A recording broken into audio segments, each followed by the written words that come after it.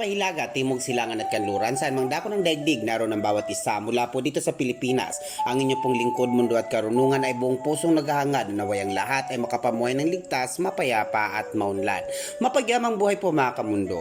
Ayon po sa lumang gabay na pinagtibay ng sinaunang lihim na karunungan at kaalaman ng mga sinaunang Asyano, ang mga taong pinanganak sa mga petsang 6 at 24 ay may tuturing na grabber o masigasig sa anumang uri ng pagkikipagsapalaran.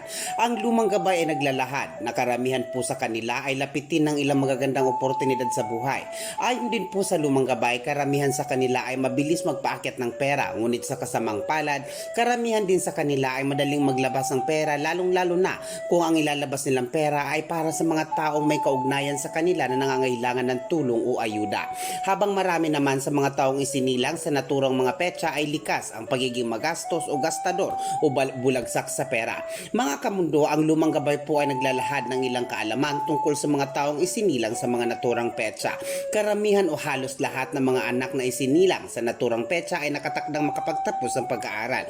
Ngunit kayo ay pinapayuhan ng lumang gabay na kailangan ninyong laging mapapaalalahanan ang inyong mga anak na babae na mag-ingat sa pakikipagrelasyon upang hindi mapasubo sa isang sitwasyong wala sa kapanahunan.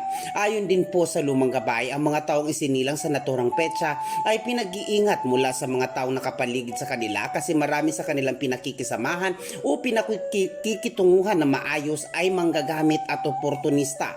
Sa aspetong pangkalusugan, kailangan po nilang ingatan ang kanilang dugo at iwasang magpuyat upang di magkaproblema sa atay. Mga kamundo, lagi po nating tandaan ang ibinabahagi po ng inyong lingkod ay mga gabay po lamang sapagkat batid naman po nating lahat na tanging Diyos lamang ang siyang makapangyarihan at siyang may alam ng lahat, na ang ibig pong sabihin nito, siya lamang po ang makatwirang hahatol o hukom sa mga landasin ng buhay na ating tinahak alinsunod sa inulman nating kapalaran.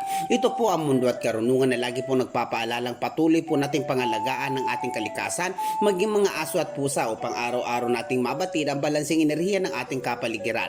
Mga kamundo, lagi po tayo mag-iingat. Hanapin natin mga bagay makakapagpaligaya sa atin. Mahal ko po kayo. Maraming salamat po.